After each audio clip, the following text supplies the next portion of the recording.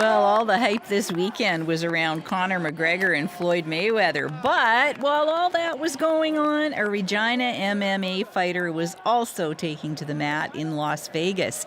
AJ Scales won gold at the 2017 International Brazilian Jiu-Jitsu World Championships. AJ's here now with his new best friend, his gold medal. Hello, congratulations. Thank you. So tell me about this win. Well, I had 4 matches to make it to the final. I actually got a bye in the first round, which... Why'd you get a bye? It was just the luck of the draw. Okay. Every time I've competed in the past, I've never been so lucky, but this year I managed to get a bye the first round, and then it would have been, so from the beginning, it would have been 5 matches to make it to the finals. So okay. So I fought 4 on Friday, and how'd they go? I won 1 match by submission and 3 by points. Okay. And I don't know a lot, this may surprise you, about Brazilian Jiu-Jitsu, but tell me a little bit about take me through the match maybe, and what were some of the challenges that popped up for you?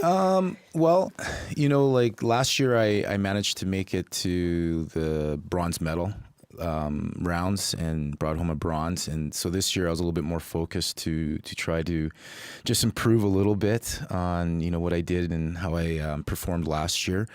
So as I was going through the matches, I finally made it to the final, and like in the final match, I was going against a multiple world champion in the past. I think he was a black belt as long as I've been training, which is about close to 18 years. Wow. And so he had a lot of experience.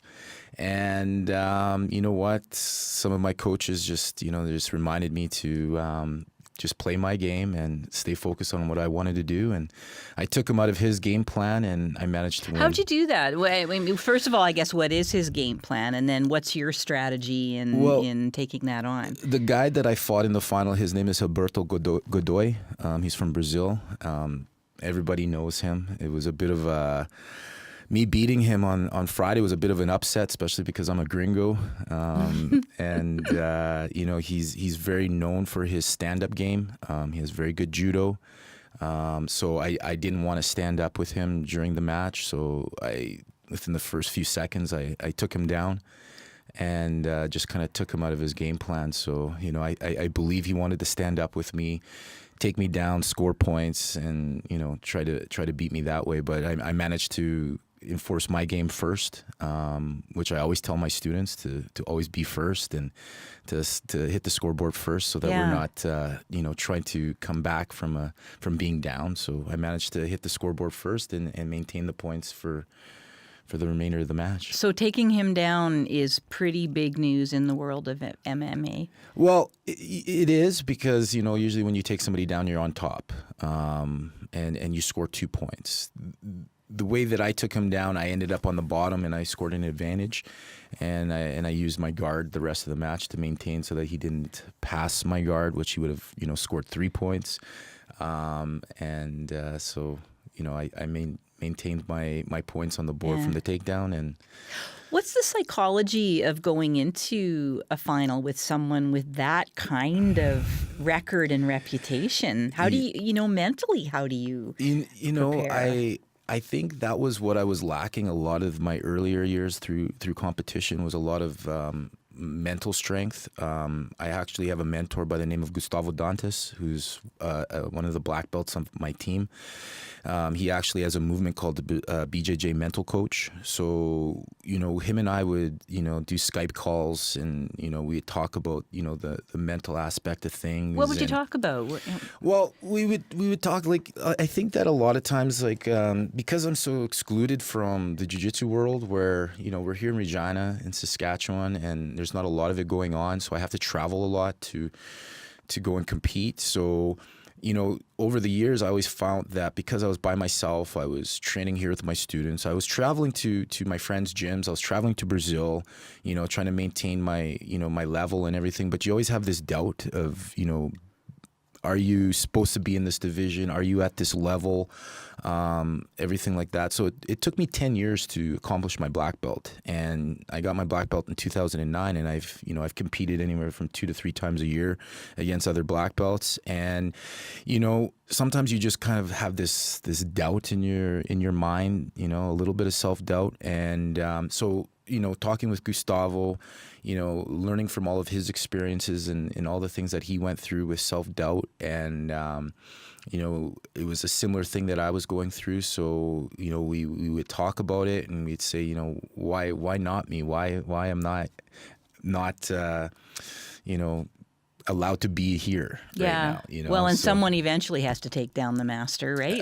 Why not you? Yeah. Yeah. So, you know what? We did a lot of mental training and everything like that. And it's a lot of stuff that I do with my students also. And you know what? Well, when you mentioned the isolation and how Regina, you are kind of isolated from that whole world, what has kept you here? Why not move to one of these centers where you would have a clearer idea of where you fit in? You know what? I grew up in Regina, in Saskatchewan. I'm from here. My roots are here. I've always thought about, I've moved to Brazil for months at a time to go and train full time and everything like that. So I'd go for months at a time. I'd come back and I would teach everybody here that, what I was learning in Brazil and in my travels. So I just found that, this is my home, and, I think I should stay here and pass on jiu-jitsu to people here in Saskatchewan. So, do you see your younger self in some of the kids you teach? Yes. Tell me about that. I have probably over 100 kids. I have I think I was the first program to start jiu-jitsu for kids here in Regina, and it grew to where I have about 100 kids and 6 other instructors to help me, and we have so many talented kids in my kids group, and then not even my kids group. I have talented athletes in my adult group. Last year I took some athletes to World Championships. I had one athlete by the name of Bill Beaudry. He won his brown belt division, so he's also a world champion. I took a juvenile this year, Ben Bigelow. He's only 15 years old. He took bronze in the World Championships. So it's kind of amazing to know that we have world championship or world class athletes in jiu-jitsu here in Regina, training out of my gym. And we're kind of like a little secret here.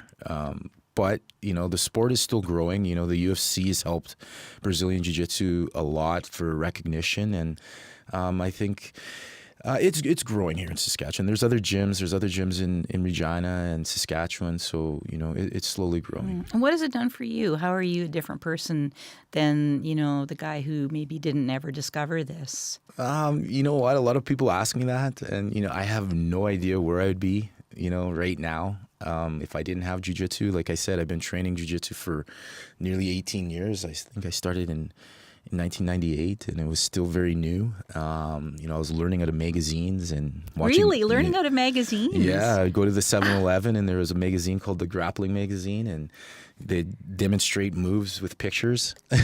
And then I was ordering a lot of videos, and me and my buddy were doing it down in his grandpa's basement. And so you really built something. I believe I did. From looking at magazines in the 7-Eleven. Hey? Yeah, I believe I did. And a lot of the traveling too, learning from, Brazil and my coaches there, and where it all started. And I spent a lot of time there traveling back and forth. Yeah. And, have you ever been in a social situation where anyone's threatened you in a bar or anything like that? Or do people just generally stay clear? I've had a few situations, but, I was able to, actually get out of them without having to get physical. But yeah, I've been in a few situations. I actually used to be a bouncer in one of the nightclubs here. And, out of the year or so that I was working there, I maybe got into one physical situation with someone who wasn't very smart. Yeah. All right. Well, next time I have to walk down a dark alley, can I call you to come with me? Absolutely. We're actually going to we offer some women's self-defense classes. We're going to post something pretty soon on our website. We've been getting a lot of emails. So good for young women, hey? Yeah, it just seems, Regina's been having a few situations lately, and I think that Brazilian Jiu-Jitsu will really empower some of our ladies that are working in the downtown area, project. My gym is actually located right downtown, 2124 Broad Street. So, we're right in the heart of downtown, and I think we can empower some of our ladies here in the city with jiu-jitsu. Sounds good. Thanks for coming in, and congratulations again. Thank you. That is one huge medal. That is enormous and very, very heavy. Yeah, it was funny because I weighed it, my bags in at like 49 pounds, and then coming home, the only thing that I brought back was my medal, and it was like 52 pounds. So. All right. Well, congratulations Thank you. again. Nice to talk to you.